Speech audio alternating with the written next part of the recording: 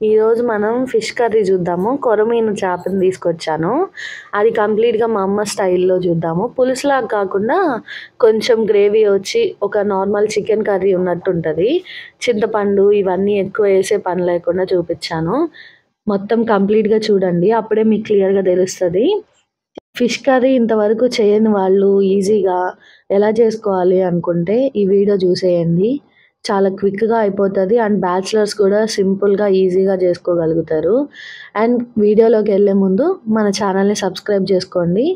Like చేయండి, share చేయండి.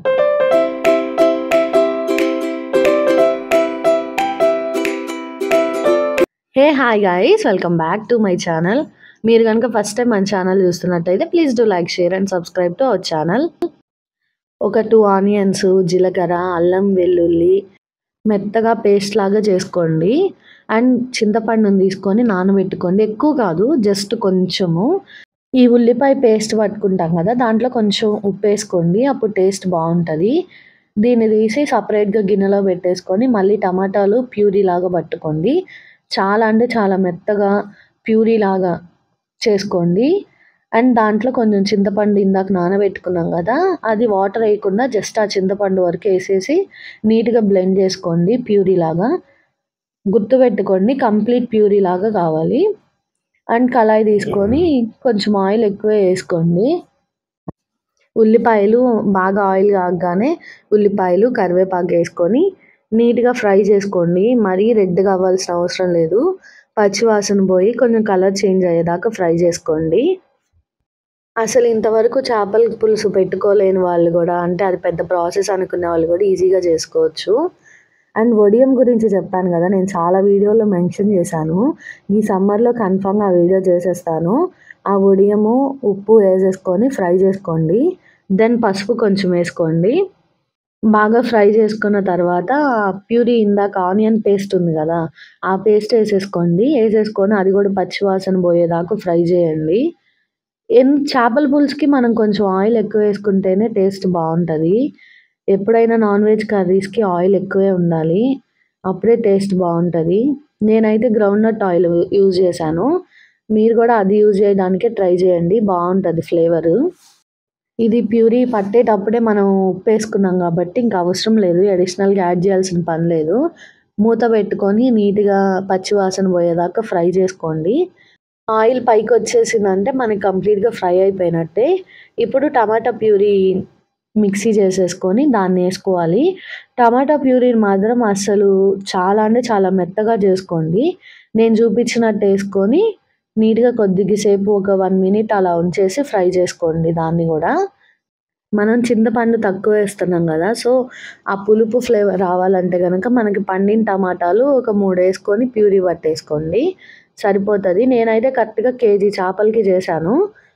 మీరు ఇదే మెజర్‌మెంట్స్ మీరు 2 కేజీస్ అయితే 2, 3 అయితే 3 దాన్ని బట్టి అడ్జస్ట్ చేసుకోండి. నీట్‌గా కలిపేసుకున్న తర్వాత కారం ఏసుకోండి మీ టేస్ట్‌కి తగ్గట్టు. నేనేం చేశానంటే చేపల్లో గూడా కొంచెం కలిపాను. సో, అందుకని తక్కువేసుకున్నాను. మీరు అడ్జస్ట్ చేసుకోండి చూసుకొని మీ టేస్ట్‌కి తగ్గట్టు.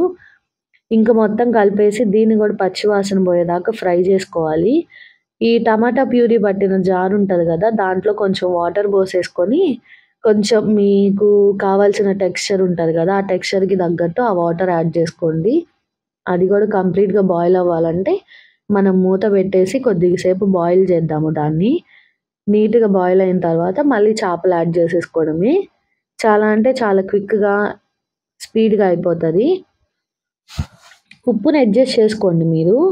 ఉప్పుని మధ్యలో టేస్ట్ చూసుకొని, ఎందుకంటే మళ్ళీ మనం ముక్కలేసిన తర్వాత అటు ఇటు కలపలేము.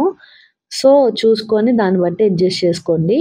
నేను చేపలు తేగానే నీట్‌గా కడిగేసి ఉప్పు, కారము, పసుపు, నూనె ఏసి కలిపేసుకొని పెట్టుకున్నాను అంతే. ఇంకేమి యాడ్ చేయలేదు. ఉప్పు, కారం, పసుపు, నూనె అంతే. ఇంకేమి యాడ్ చేయలేదు. ఇంకా అవన్నీ పీసెస్ తీసుకొని ఇట్లా కర్రీలో పెట్టేసుకొని ఇంక అస్సలు గరిటనేది పెట్టొద్దు. నీట్‌గా గిన్నెని తిప్పుకుంటానే ఫ్రై చేసుకోవాలి మనం. అంటే బాయిల్ చేసుకోవాలి. ఒక 5 మినిట్స్ మూత పెట్టి బాయిల్ అయిన తర్వాత పచ్చిమిర్చి ఏసుకోండి. అవేమి చీల్చాల్సిన పని లేదు. జస్ట్ మధ్యలో కొంచెం ఘాటులాగా పెట్టేసి ఏసేసుకోండి చాలు. ఫ్లేవర్ వస్తది దానివల్ల. ఇంకా అంతే నీట్‌గా తిప్పేసుకొని చేతులతోనే ఎడ్జెస్ పట్టుకొని నీట్‌గా తిప్పుకోండి. గరిటె పెట్టొద్దు. పెట్టేసి బాయిల్ చేసుకోవడమే అంతే. చాలా క్విక్‌గానే అయిపోతది.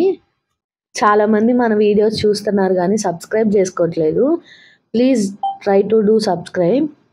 నూనె పైకొచ్చిందంటే ఇంక మన చేపల కూర అయిపోయినట్టే. కాకపోతే చేపల కూర అంత వేడిగానే తినకూడదు.